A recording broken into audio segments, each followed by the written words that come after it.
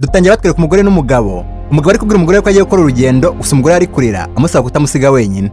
Umugabo yamubwiye ko nta buryo yasubika urugendo rwe, aramusezeranya ko azagaruka mbere yuko abyara. Gusa mbere yuko agenda amuzanira icupa rwuzuyemo imiti izamubuza kubyara mbere yuko umugabo wagaruka.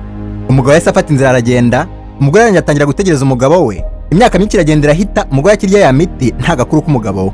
Twihuse nyuma y'imyaka 13 batwereka nayo umugore yakoze atakibasha kugenda, n'umwana w'umunda nawe yarakuriyemo asigaye aganira na nyina wishwe n'irungu.